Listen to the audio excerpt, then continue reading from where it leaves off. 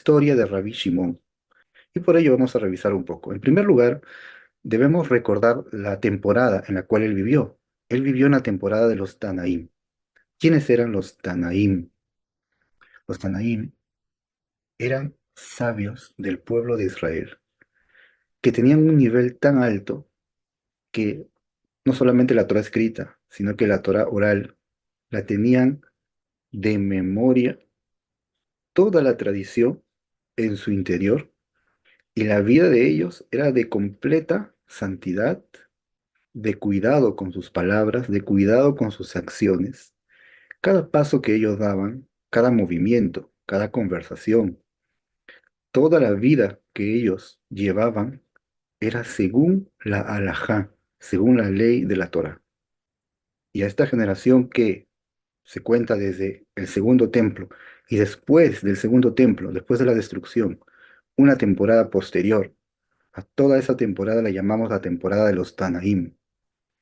Y estos son los que aparecen en la Mishnah, en la Gemara, en el Talmud. Son aquellos sabios que fueron dignos de transmitir la Torah oral y pasarla a todas las generaciones posteriores.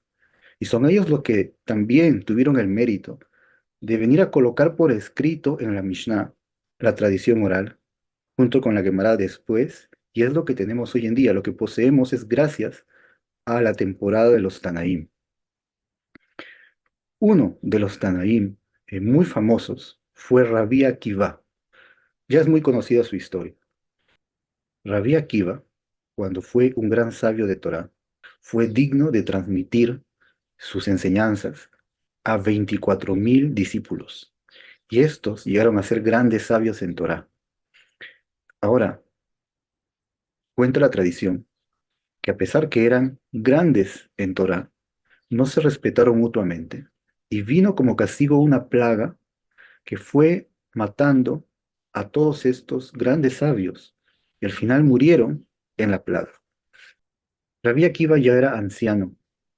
Al ver lo que había sucedido, que sus 24.000 discípulos estaban muriendo en la plaga, no se dio por vencido y fue, dice la tradición, al sur de Israel y encontró 5 discípulos jóvenes a los cuales los tomó y les enseñó la Torá, con el propósito que a través de ellos la Torá oral permanezca y sea transmitida a las siguientes generaciones. Estos 5 discípulos fueron Rabí Meir, Rabí Yehudá, Rabí Yosé, Rabí Shimón, que es Rabí Shimón Bar Yochai, el de nuestra historia, Rabí Elazar ben Shamua, el quinto. Ellos eran muy jóvenes y Rabí Akiva los tomó como sus discípulos para que sean ellos los siguientes portadores de la tradición. Y los nombres de estos 5 discípulos están en la Gemara, en la Mishnah, en el Talmud, como los principales portadores de la tradición, los que transmiten las leyes, y todo aquel que estudia la Gemara conoce muy bien quiénes son ellos. Uno de estos discípulos fue Rabí Shimón Bar Yochai, el padre de Rabí Shimón, Yochai. También fue un sabio muy, muy elevado, muy grande.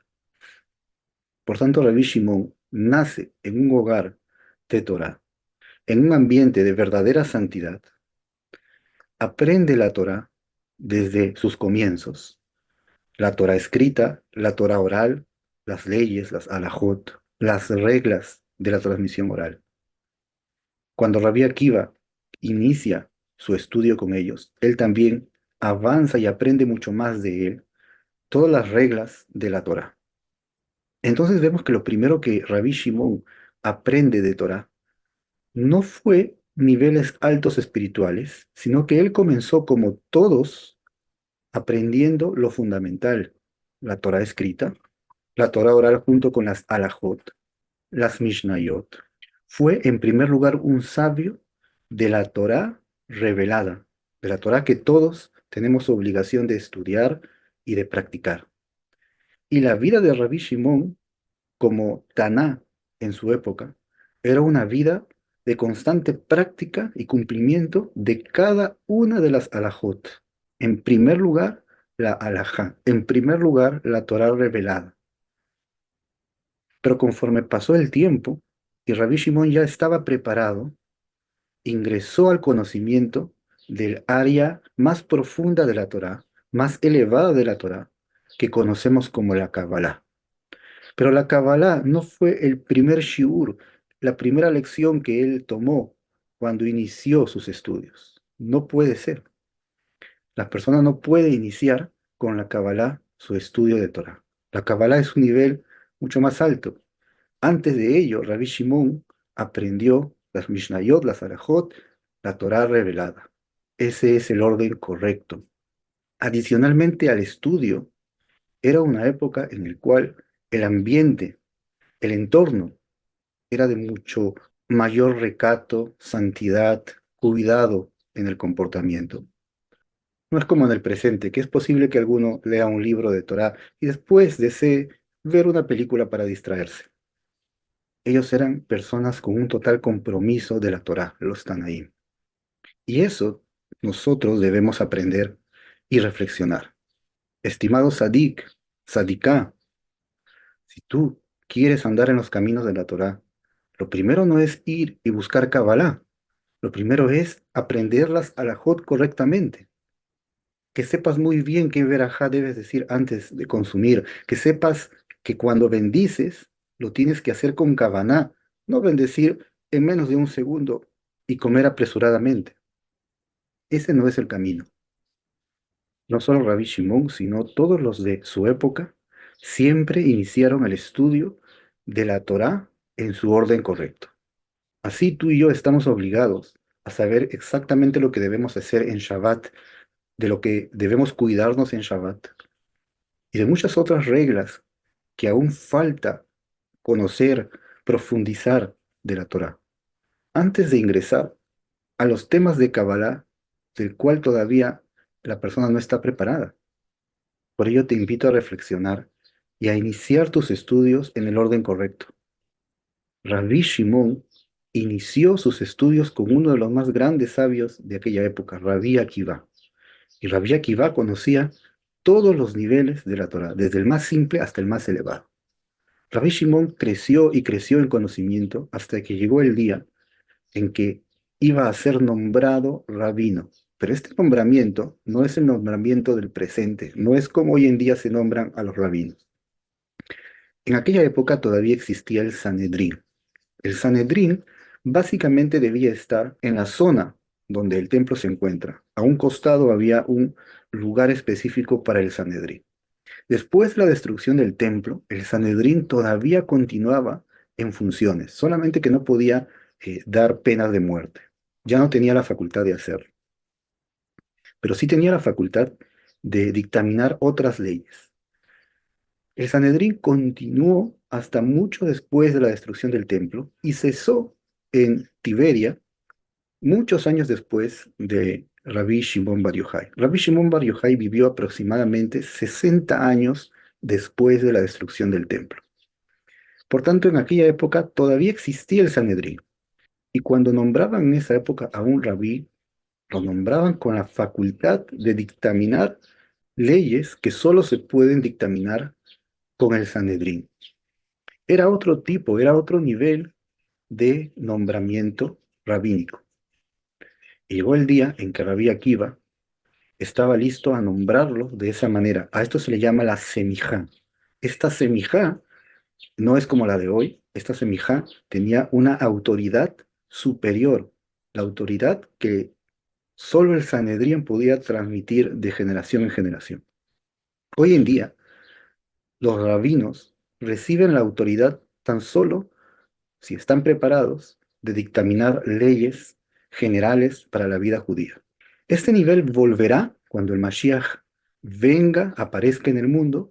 Entonces, cuando Él venga, también el Sanedrín será restituido y también el templo. Entonces todo volverá a estar en su lugar apropiado. Pero mientras tanto, la autoridad rabínica del presente dictamina alajot para la vida del judío, pero la autoridad del tiempo de los Tanaim, del tiempo de Rabbi Shimon, era una autoridad mucho mayor.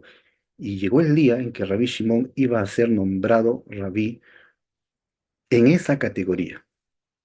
Rabbi Akiva nombró a sus 5 discípulos con la categoría de rabí, pero la gran mayoría de los sabios no recibieron y no aceptaron este nombramiento porque estos discípulos eran muy jóvenes todavía.